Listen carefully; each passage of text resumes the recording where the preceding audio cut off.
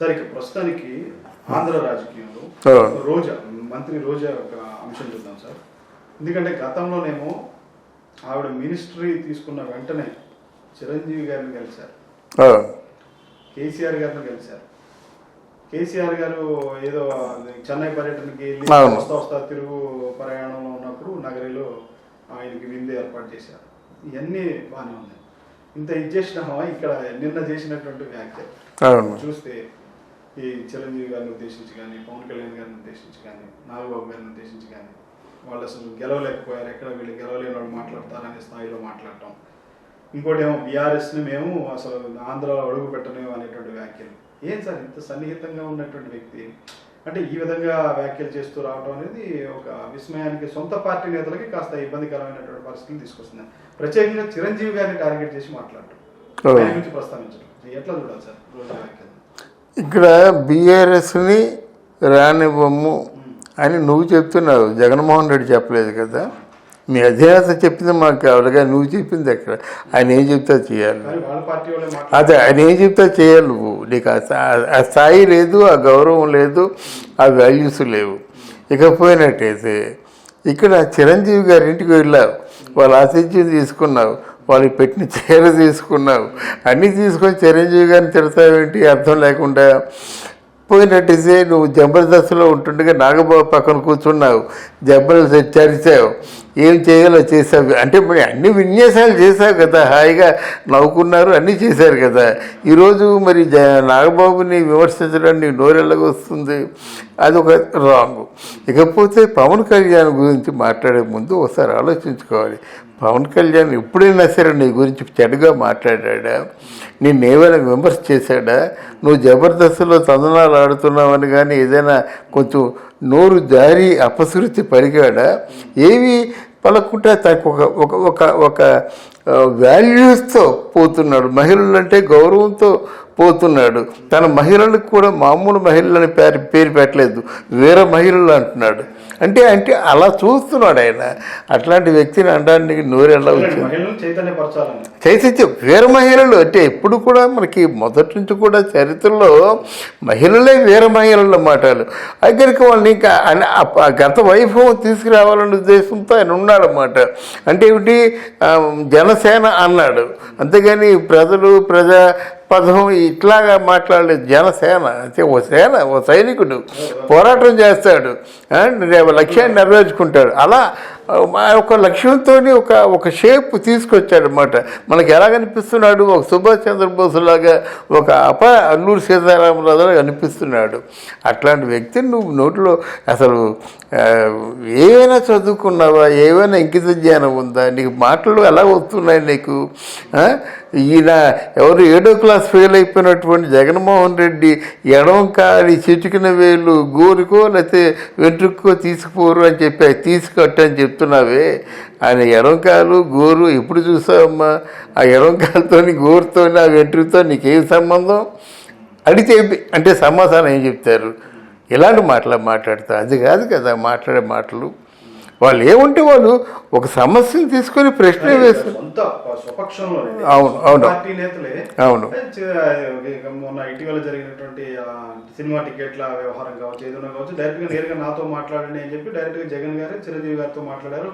ఆ సన్నిహిత సంబంధాలు ఇద్దరి మధ్య కొనసాగుతున్న పరిస్థితి ఉంది. అవునవును. కానీ అలాంటి టైంలో ఈ విధమైనటువంటి వ్యాఖ్యలు చేయటం అనేటువంటిది చాలా ఇబ్బందికరంగా మారింది. అవునవును. పార్టీ నేతల నుంచి వ్యతిరేకత వస్తుంది. ఆ పార్టీలో ఉన్నవాళ్ళు ఏం సమాధానం చెప్తారండి? ఇప్పుడు నువ్వు రానివ్వను అని చెప్పావు కేసీఆర్ని, ఆయన ఏమో రెడ్ కార్పెట్ వెల్కమ్ చెప్తాడు. అప్పుడు నువ్వేమంటావు? నువ్వేం సమాధానం చెప్తావు? వాళ్ళ పార్టీ వాళ్ళు ఏం సమాధానం చెప్తారు? అలాగే ఇప్పుడు ఓవర్ యాక్షన్ చేస్తున్నారు. కందుకూరులో చనిపోయినారు, ఓవర్ యాక్షన్ చేస్తున్నారు అన్నమాట. అప్పుడెప్పుడు పుష్కరాల్లో చచ్చిపోయిన వాళ్ళేమో 19 మంది, వీళ్ళు ఒక 80 లెక్క వేసేస్తున్నారు. అప్పుడే పుష్కరాల్లో ఎందుకు చనిపోయినారు? ఒక్కసారి ఒక తొక్కిసలాట జరిగింది, చనిపోయినారు. ఇక్కడ కందుకూరులో 80 చనిపోయే విషయంలో మాత్రం మీకున్న అనుమానాలు మీకు ఎలాగైతే ఉన్నాయో, మీరు ఎలాగైతే బురద రాసి దాన్ని పెద్ద గ్లోరిఫై చేస్తున్నారో, వాళ్ళకున్నటువంటి తెలుగుదేశం పార్టీ వాళ్ళకున్న అనుమానాలు వాళ్ళకి ఉన్నాయి. అసలు ఎందుకు జరిగింది, ఎలా జరిగింది, ఎందుకు చచ్చిపోయారు? రోజా చేసినటువంటి వ్యాఖ్యలు ఏదైతే అవును అంటే వాళ్ళ అధినాయకుడు జగన్మోహన్ రెడ్డి ఇవ్వకుండా పర్మిషన్ ఇవ్వకుండా వీళ్ళు మాట్లాడతారా అనే ప్రశ్న అనే కామెంట్స్ అనేటువంటి ఇతర పార్టీ నుంచి వస్తున్నటువంటి విమర్శలు, జనాల నుంచి కూడా వస్తున్నటువంటి విమర్శలు. అది ఏ కోణంలో చూడాలి? అంటే జగన్మోహన్ రెడ్డి ఒక రాంగ్ గైడెన్స్ ఇచ్చారండి.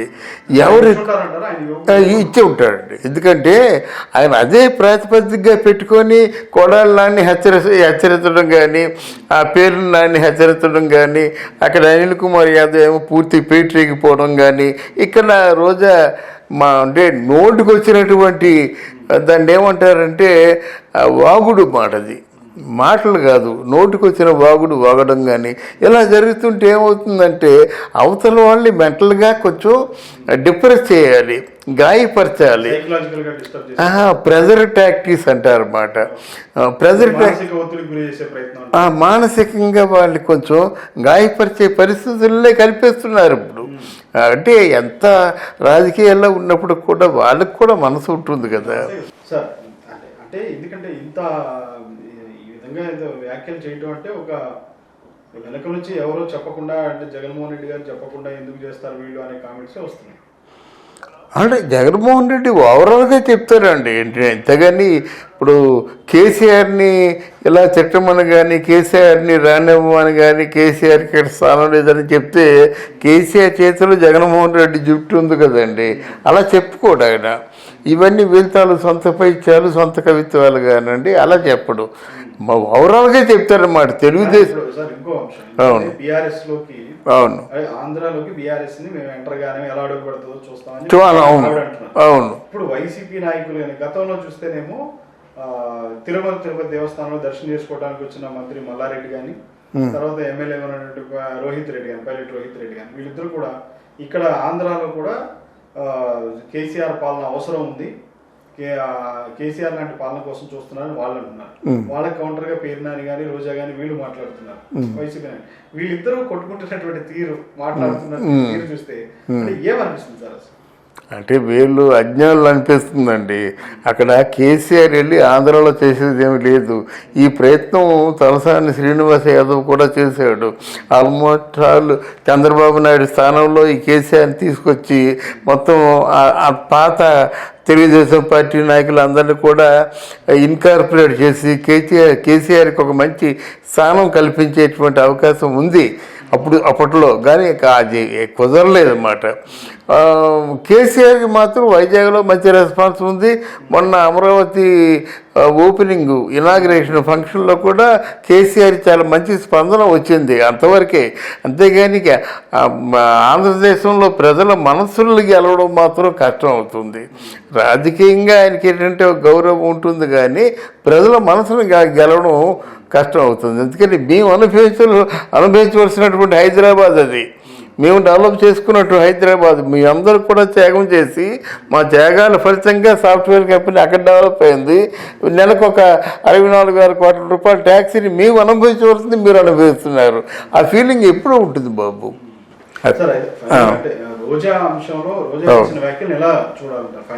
రోజా వ్యాఖ్యల్ని తప్పుగా చూడాలండి. ఆవిడక అనాలోచితంగా మాట్లాడింది. ఆ వ్యాఖ్యలను మనం అంటే రేపు పొద్దున్న ఎలాగైనా మాట్లాడగలదు ఆవిడ. అంతే జుత్తు అంత పొద్దు కాదు పట్టుకోగలదు అన్నమాట. రోజా వ్యాఖ్యలు మనం అంటే ఒక శాంటిటీ ఉందనేటువంటి భావన నాకు లేదు. ఆ వ్యాఖ్యల్లో స్థిరత్వం లేదన్నమాట. రేపు ఆ వ్యాఖ్యలు మారచ్చు. మీకు ఆశ్చర్యం లేకపోతే మళ్ళీ తెలుగుదేశం పార్టీ రావచ్చు, లేదా జనసేన పార్టీలో కలవచ్చు, రావచ్చు. తప్పే ఉంది. మీరు ఇంట్రడక్షన్లో చెప్పారు రాజకీయాల్లో శాశ్వత శత్రువులు శాశ్వత మిత్రులు లేరని. అలా జరగకూడదని ఎక్కడుంది? వీళ్ళు రాజకీయాల్లో ఉన్నాళ్ళు అంటే మనిషి రక్తం రుచి మెరిగిన పెద్ద పులి లాంటి వాళ్ళు అన్నమాట. రాజకీయాల్లో ఉన్నవాళ్ళు ఒక్కసారి మనిషి రక్తాన్ని రుచి మరిగిందంటే అడవులో ఉండదు పులి. అలాగే ఈ పదవి రుచి మరిగినట్టయితే రాజకీయాలు లేకుంటే వాళ్ళు నిద్ర పట్టదండి. వాళ్ళు ఆ భార్యను వదిలేస్తారు కానీ పదవి వదలరు.